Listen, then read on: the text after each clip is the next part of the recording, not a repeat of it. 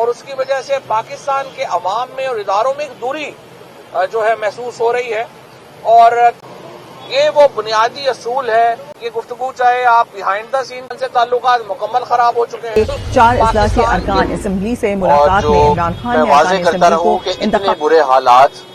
Corona کی وبا جب پاکستان پہ آئی تھی تب بھی نہیں ہوئے تھے جو پچھلے 7 ماہ میں ہو چکے۔ جس ریٹ پہ اسٹیٹ بینک آف پاکستان اور حکومت پاکستان ڈالر کا اناؤنس کر رہی ہے، اعلان کر رہی ہے کہ یہ ہمارا ایکسچینج ریٹ ہے، اس ریٹ پہ ڈالر نہ انٹر بینک مارکیٹ میں فراہم ہے نہ اوپن مارکیٹ میں دستیاب ہے۔ آج خام مال خریدنے کے لیے اور اسپیئر پارٹس خریدنے کے لیے تاجروں نے اور صنعت کاروں نے خان صاحب کو بتایا کہ ہمارے ایل سیز نہیں کھل رہی، اور اتنی بے چینی ہو چکی ہے کہ سمجھ نہیں آ رہا کہ آگے کا راستہ کیا ہے۔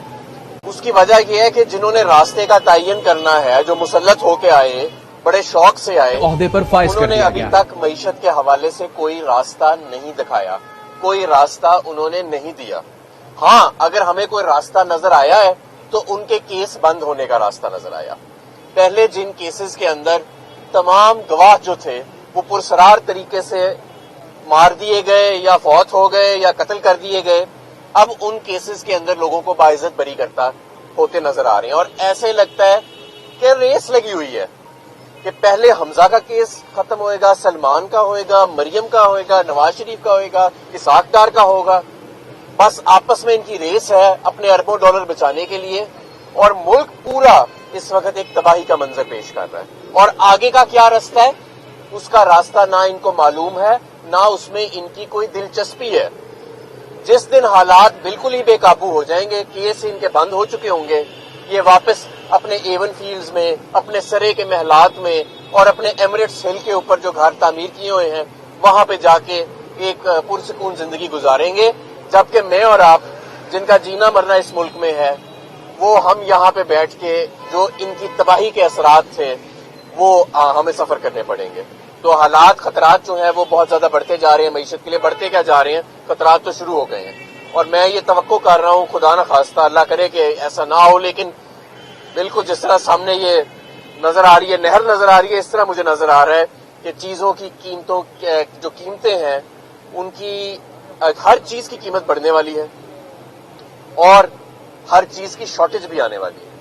کیونکہ آپ کا امپورٹر، آپ کا صنعت کار، آپ کا تاجر اس وقت کچھ امپورٹ کر پا نہیں رہا، چاہے وہ خام مال ہوئے، تیار مال ہوئے، اسپیئر پارٹس ہوں، ان ساری چیزوں کا اب ایک آپ سمجھ لیں کہ ایک بحران آ چکا ہے پاکستان کے اندر، اور ہمارے کسی منسٹر کے پاس کوئی پلان نہیں، نہ اس کے اندر کوئی، نہ ان کے پاس کوئی پلان بنانے کا ابھی تک انہوں نے اندیشہ بھی نہیں دیا۔ تو یہ میں سمجھتا ہوں کہ ایسے حالات پاکستان میں شاید کبھی جنگ کے دوران بھی نہیں آئے جو معیشت کے آج حالات اس فاشسٹ حکومت نے اور اس جابر حکومت نے اس ملک کے اوپر جو ظلم کیا اس سے آ گئے ہیں۔ جی کچھ روز قبل مولانا فضل الرحمان صاحب نے تقریر کی خواتین کے حوالے سے، اس میں تحریک انصاف کی خواتین نے لاہور کے 3 تھانوں میں درخواست جمع کروانے کی کوشش کی، درخواست جمع نہیں ہوئی۔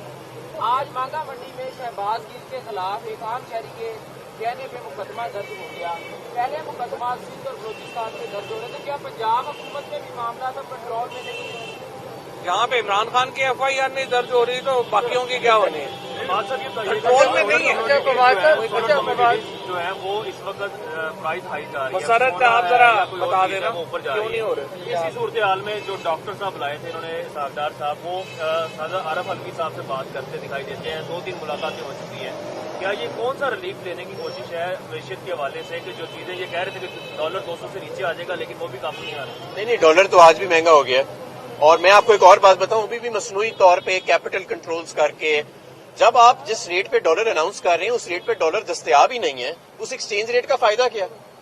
دیکھیں نا، آج یہ کہہ رہے ہیں 224 225 کا ڈالر ہے، مجھے لے کے دکھائیں اوپن مارکیٹ سے یا انٹر بینک مارکیٹ سے، کسی صنعت کار کو اس پہ ایل سی کھول رہی ہیں، ایل سیاں تو کھل رہی ہیں 232 میں، اوپن مارکیٹ میں ریٹ 250 سے بھی اوپر ہے۔ $500 لے کے